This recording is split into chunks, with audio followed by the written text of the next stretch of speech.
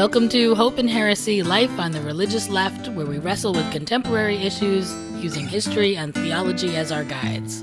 Our task is to reclaim religion for everyday people who want to live meaningfully without letting arbitrary doctrine or oppressive religious practice prevent us from asking big questions about our complicated world. I'm Reverend Sarah Lindsay. And I'm Reverend Peggy Clark, and we're Unitarian Universalist ministers broadcasting from Community Church of New York, here in New York City.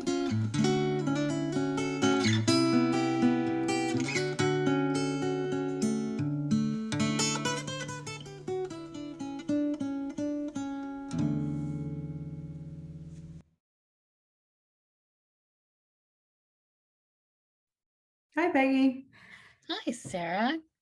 So today we are talking about suffering.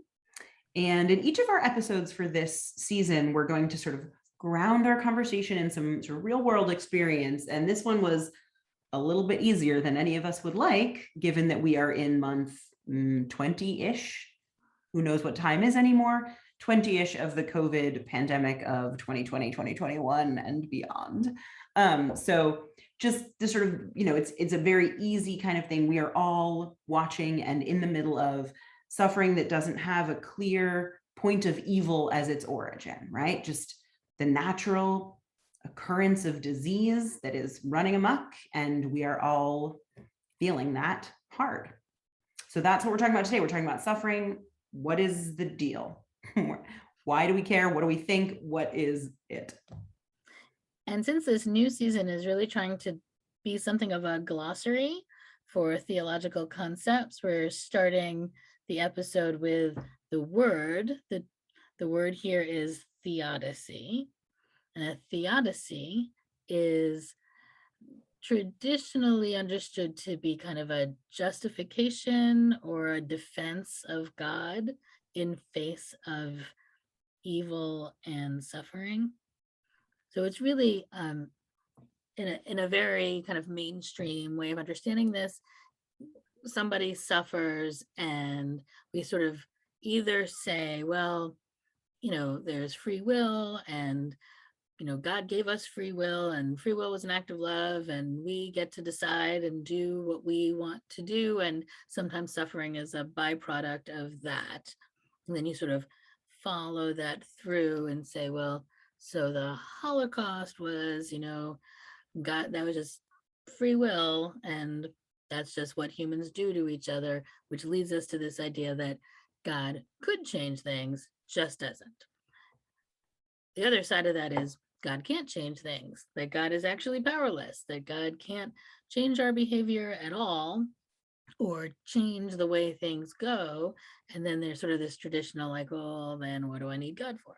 And that's sort of theodicy in its traditional way in a very short little summary.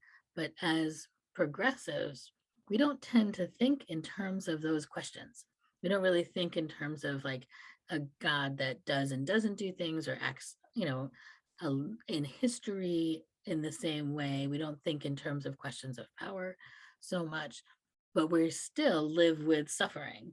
And certainly now, but all through history, right? There have been, plagues and earthquakes and all kinds of things. There's suffering of all kinds. And probably if you're a listener, you have also suffered in some way in your life because it's part of the human condition. So come back with me for 1 second. I just want to make sure we really clearly. So theodicy is the sort of theological work, the religious work, the institutional sometimes work of traditionally explaining why God is still good and lovable and necessary, even though there's suffering in the world. And what we're sort of saying is that as liberal religious folks who maybe some believe in God and some don't, we're asking, what are the questions around suffering? If the question is not, how do we justify God? What is the question around suffering? Right? Yes. Right. That's our work, right? So, because the people, because as progressive thinkers, we just don't live our lives. I mean, some do, but often don't live our lives with this sense of God as one who's in charge in that way, where we have to sort of decide if God is or isn't making something happen, that isn't usually the framework we use to live our lives, and yet we still suffer. Right. And then we can't point to the suffering and be like, well, this is a test of my faith, or this is a way to make me clean so I can go to heaven, or then there's no sort of ready. And it is one of the, as our producer Amy pointed out, it's one of the sort of somewhat deeply unsatisfying parts potentially of liberal progressive religion, is that there is not a ready answer to why am I suffering? Now, of course, the flip side of that, Peggy and I have the same experience of fathers who lost a parent young, and the world said, God, this is God's plan. God wants your parent in heaven. So plenty of people bristle at the idea that a ready answer is God wants this thing, right? And I think we're sort of in that place of like, the question isn't necessarily, why am I suffering? The question is more, suffering's a part of life. What do I do about that? Right. And how do we live into or just live in a world where people suffer some pretty horrific things, and we watch and we witness and we accompany each other through it, but really ask the question of, why is this all part of life? Why does this have to happen? And maybe the bigger question of how do I get through this? How do I move in a way that incorporates both the reality of suffering and still sort of live a life that is balanced or joyful? Yeah, so that question of like, why is this happening?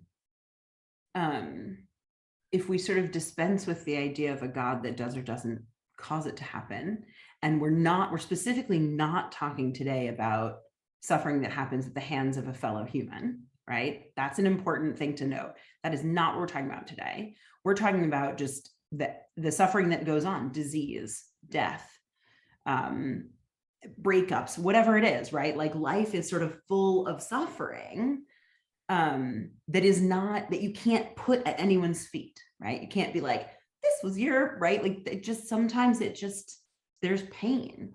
And I think where I come down on this, and we can talk this through a little bit, but where I come down is, and partially this is because of a response my father had once to sort of say to me, why would you think there wouldn't be pain, right? Why would you think that life would be all joy?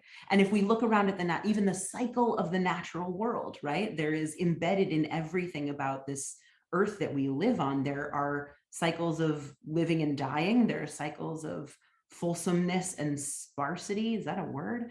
But like that's sparseness. But this is the point, right? It is fundamentally part of life. And so for me, I'm kind of like, I don't even actually necessarily care about the why. It just is. Like the why is it is. It's part of the balance of all things, is that we do suffer, right? And we feel intense joy. It's all in there. We live on a really difficult planet. I mean, that's the truth.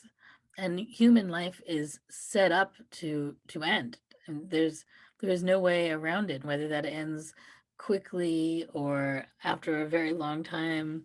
The loss is real. What we have in our own lives is temporary, and all the people we have around us are temporary.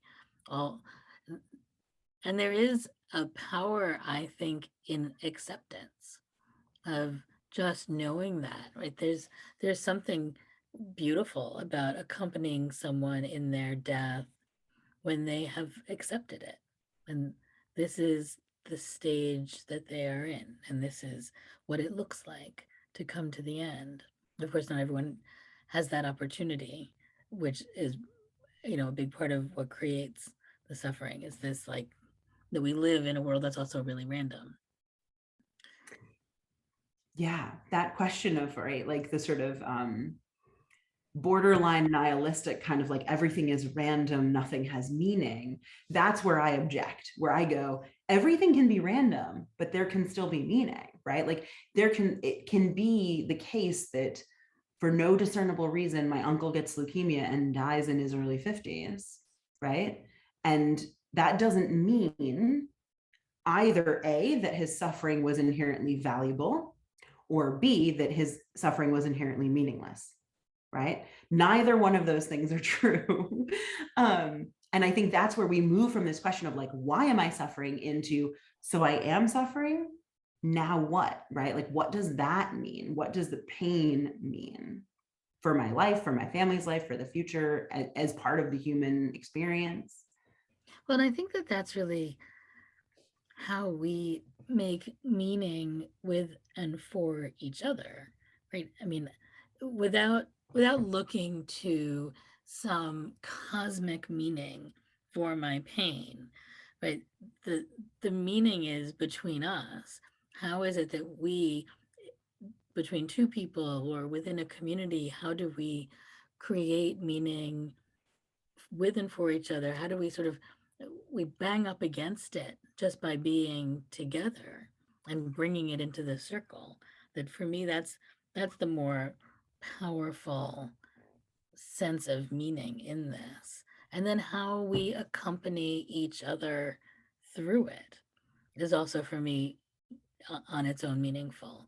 And I don't know, I mean, talking about theodicy, like, do we need a defense of God, or is there a defense of the universe? I think that rather than thinking in terms of defense, we need to think in terms of acceptance. Well, acceptance, and then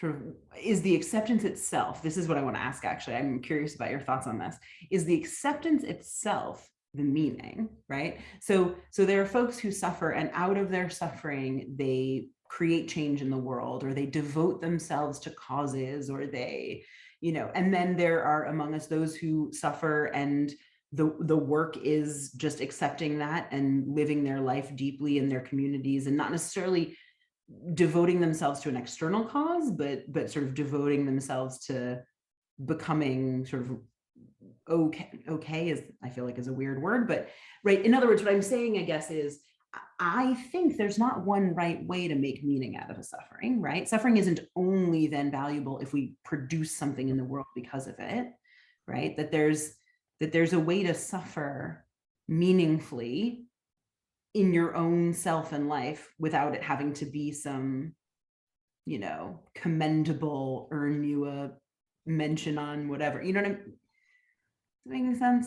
Yeah, well, I mean, I think in some ways, as a society, we hold up people who transform their suffering into, terrific acts of justice and compassion, and that's all good. I mean, we think of, like, Mother Jones and people who do amazing things out of their suffering.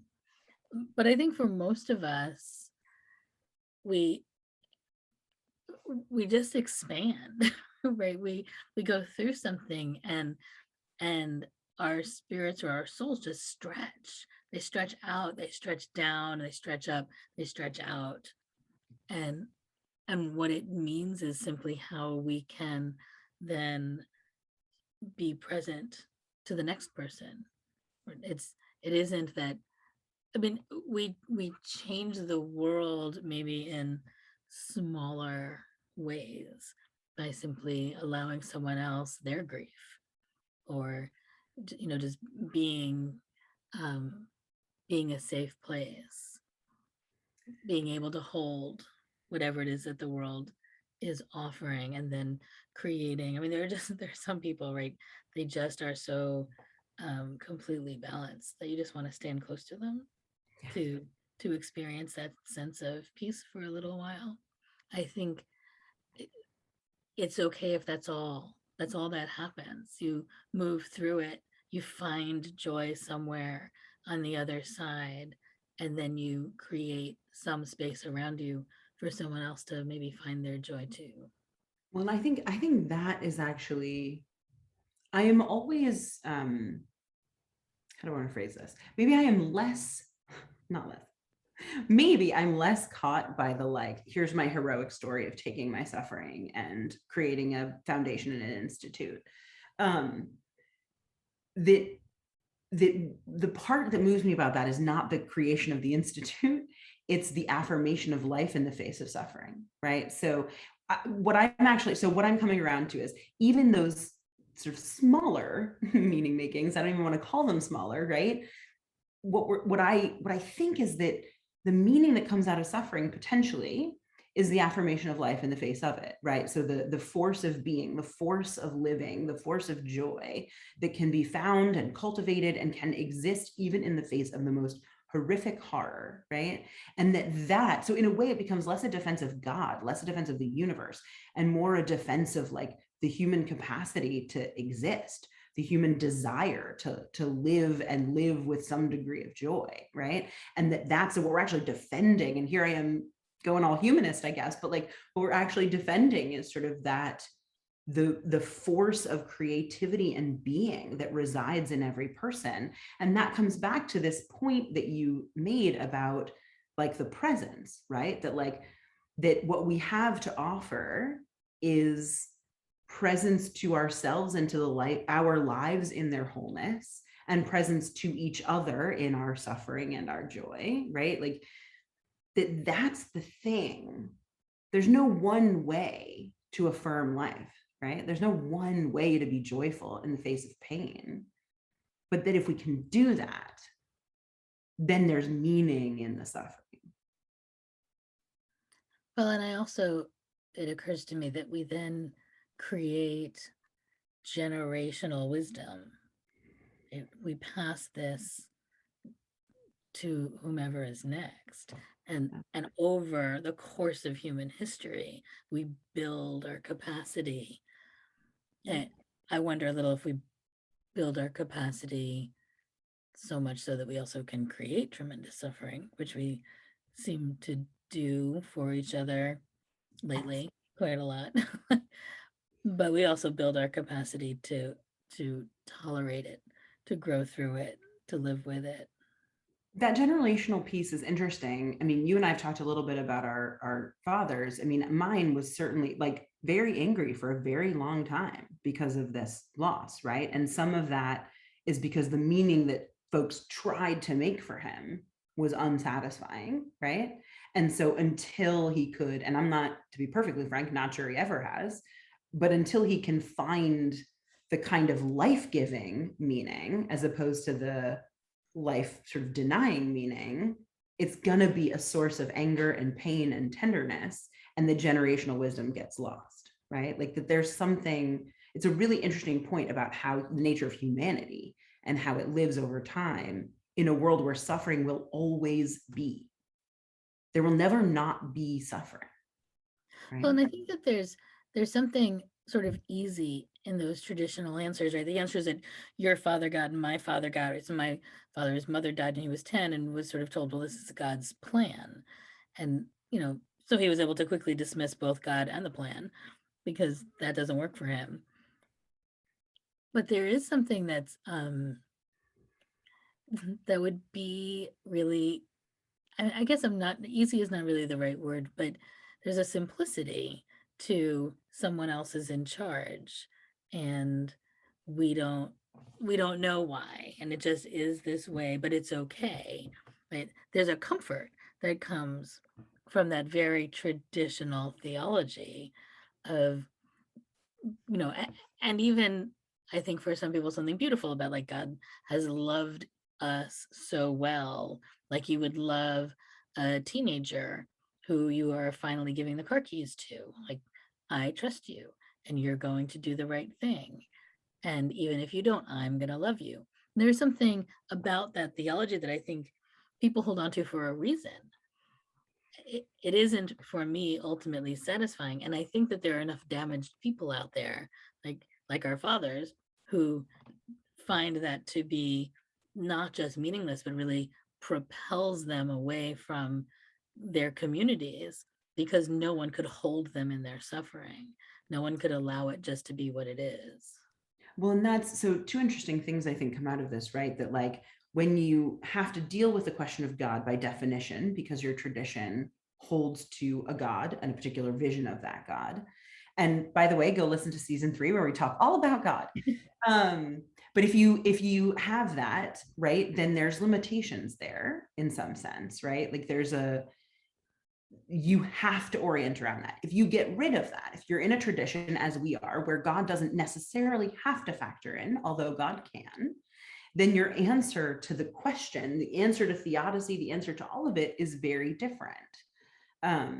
You don't, and potentially doesn't propel people out because it opens a space for suffering to simply be and be affirmed, right? So for grief and pain to be seen and known and recognized and not forced along a timeline, not squashed down deep inside because put it all aside because God's doing what God's doing, right? That there is an openness and an acceptance of grief and pain that doesn't necessarily exist in traditions that try to shut it down, right? And there is the cultivation of community and presence, right? Like maybe that's the answer to theodicy in a liberal religion. Thanks, Sarah. I think that's great. You totally explained all of that really well. And I'm really hoping that as we start to end this episode, that people are walking away with some sense of how to ask these questions and how is it that in their own lives they're able to experience their own suffering and witness other people's suffering and open up the questions about why does this happen and how are we present to each other, and maybe to let go of some old theologies that weren't working and start moving into a new way of understanding this really difficult but very real part of human life. So also, because this season we're talking about things that really get into the stuff of all of our lives, we're really hoping that you will, if you are inclined, share back with us some of your stories, some of your reactions. You can do that in comments, or you can do that by emailing us at podcast@ccny.org. We want to know how you are handling theodicy and meaning of suffering in your own life. Well, this has been a good first episode for this new season. It's good talking to you, Sarah. You too, Peggy. I'll talk to you soon. All right. Bye. Bye.